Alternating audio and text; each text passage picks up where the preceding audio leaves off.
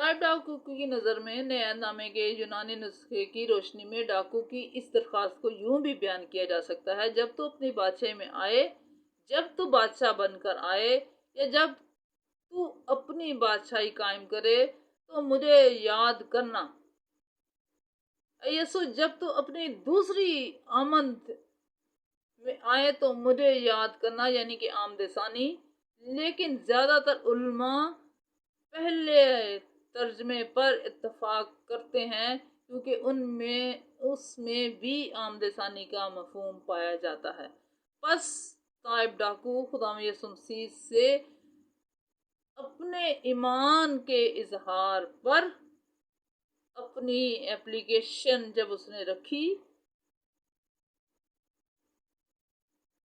तो उसमें मनफी रवैया नहीं था।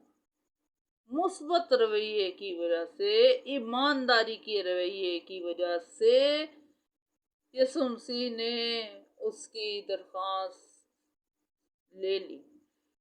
जब हम देखते हैं खुदा मुनसिफ है, तो डाकू ने कहा, क्या तू खुदा से नहीं डरता?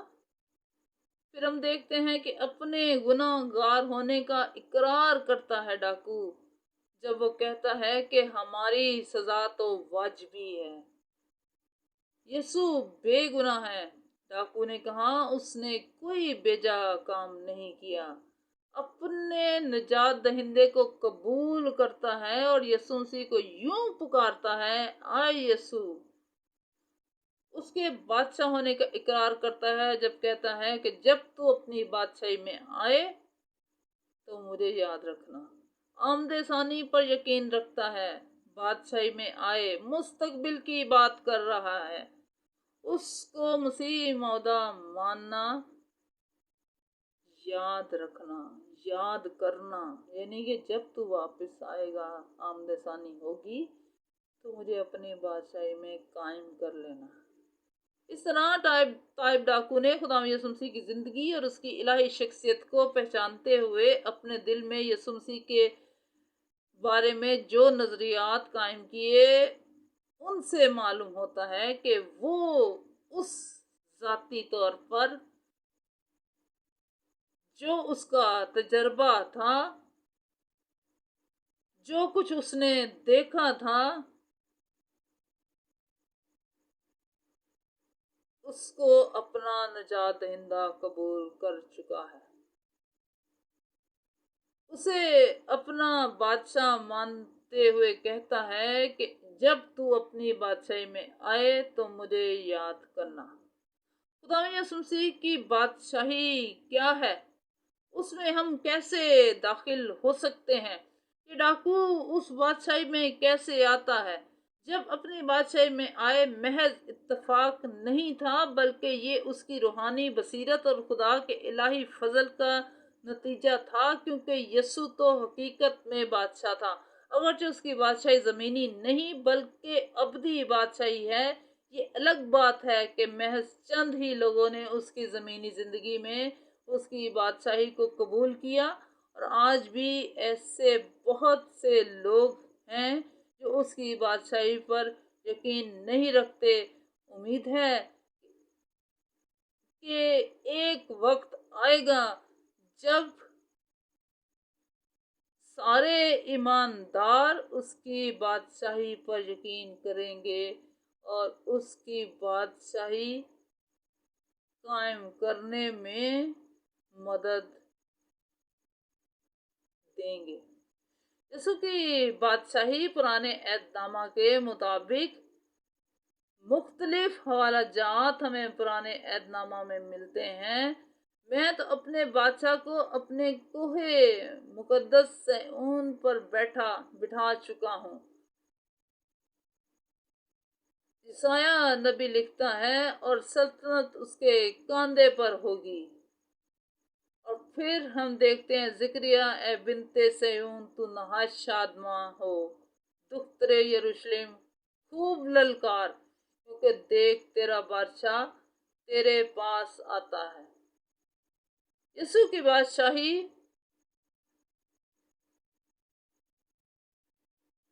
नए एहदनामा में खुदा यीशु मसीह की पैदाइश ही से उसके बादशाह होने का ऐलान कर दिया गया जब मजूसी हेरोदेस के दरबार में पहुंचे और उन्होंने उससे पूछा कि यहूदियों का बादशाह जो पैदा हुआ कहाँ है।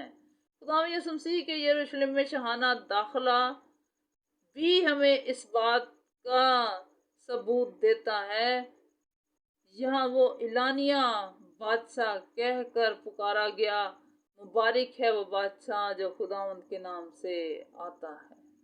खुदा यीशु मसीह की मसरूबियत के वक्त उसकी सलीब पर एक नविश्ता लिख कर लगाया गया कि ये यहूदियों का बादशाह है। अगरचे उन्होंने ये सब कुछ उसका मजाक उड़ाने के लिए किया, लेकिन मुकद्दस यूहन्ना इस अमल की संजीदगी को बयान करता है कि जब पिलातुस ने एक कुतबा लिख कर सलीब पर लगा दिया कि यीशु नासरी यहूदियों का बादशाह, जो कि इब्रानी, लातीनी और यूनानी जुबान में लिखा था, तो यहूदियों के सरदार काहिनों ने पिलातुस से कहा कि यहूदियों का बादशाह ना लिख, बल्कि ये लिख कि उसने कहा मैं यहूदियों का बादशाह हूँ। पिलातुस ने जवाब दिया कि मैंने जो लिख दिया लिख दिया। इस तरह पिलातुस भी ये गवाही देता है कि यीशु यहूदियों का बादशाह था। जब डाकू इस हकीकत का इकरार करता है कि यीशु मसीह बादशाह है, तो उसके इकरार पर खुदा यीशु मसीह मुतवज्जा होता है और डाकू की इस दरख्वास्त पर कि ए यीशु, जब तू अपनी बादशाही में आए तो मुझे याद करना। डाकू की दरख्वास्त ज़माना मुस्तकबिल के बारे में है, लेकिन यीशु मसीह का जवाब ज़माना हाज़िर में है, जो उसके अज़ली अब्दी बादशाह और मसीह मौदा होने का सबूत है कि मैं तुझसे सच कहता हूँ कि आज ही तू मेरे साथ फिरदौस में होगा। गुनहगार की तौबा की अहमियत आसमान पर बहुत ज्यादा है। खुदा यीशु मसीह के मुकदमा और अनाजील के बयान से हमें ये मालूम होता है कि जब उस पर तरह तरह के इल्ज़ाम लगाए जा रहे थे तो वो खामोश रहा। उस पर जुल्म और सितम के पहाड़ तोड़े जा रहे थे, इंतहाई करब की हालत में भी। जब यीशु एक ताइब गुनहगार की दरख्वास्त सुनता है तो अपने तमाम दुख दर्द बुलाकर उसकी निजात की यकीन दहानी कराते हुए अपने मिशन की तकमील को अव्वल दर्जा देता है। एक तौबा करने वाले गुनहगार के बायस आसमान पर ज्यादा खुशी होगी। राह चलने वाले सर हिला हिलाकर उसे लान तान करते और कहते थे कि ए मकदस के ढाने वाले और 3 दिन में बनाने वाले, अपने तय बचा। अगर तो खुदा का बेटा है तो सलीब पर से उतर आ। इसी तरह सरदार काहिन भी फकीयों और बुजुर्गों के साथ मिलकर ठट्ठे से कहते थे, इसने औरों को बचाया, अपने तय नहीं बचा सकता। ये तो इसराइल का बादशाह है। अब सलीब पर से उतर आए तो हम इस पर ईमान लाएं। शर्त लगा दी। अभी तक उनको कोई भी उसकी वैल्यू समझ में नहीं आ रही, जबकि डाकू को आ गई। ये नीचे खड़े होके उसको शराइत दे रहे हैं कि अगर तू ऐसा करे, अगर तू ऐसा करे तो फिर हम ईमान लाएंगे।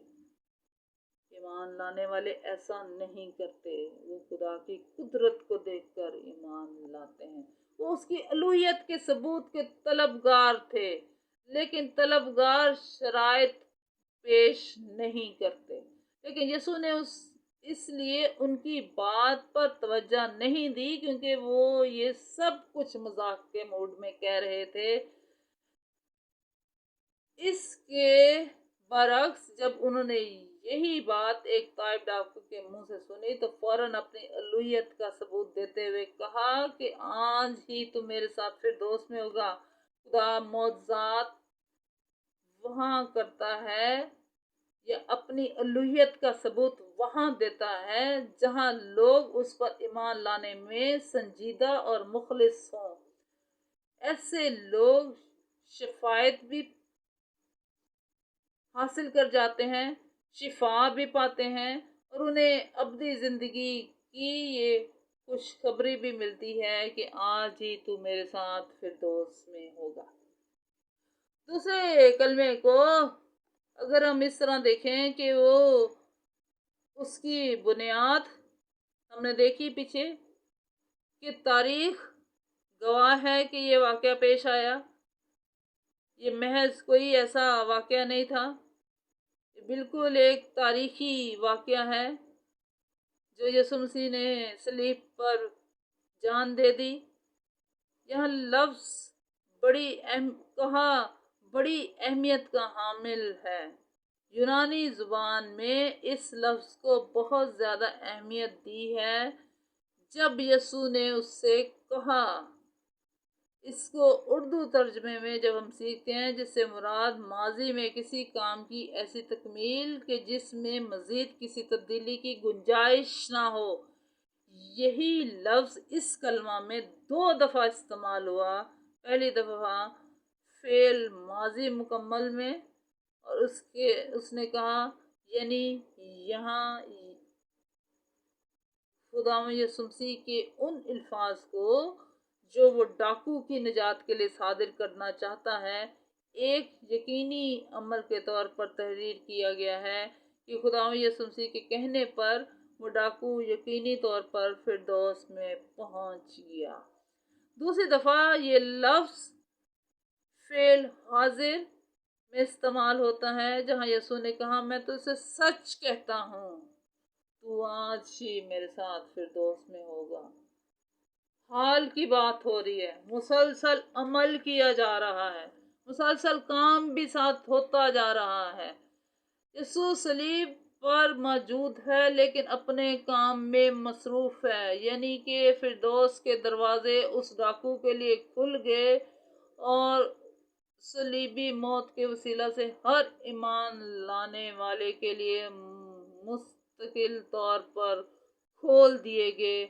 इब्लीस ने तो आदम को बागे अदन यानी कि फिरदौस में से बाहर फेंका, लेकिन आज यीशु मसीह ने ताइब डाकू को फिरदौस में पहुंचाकर अपने मसीह होने का ऐलान कर दिया।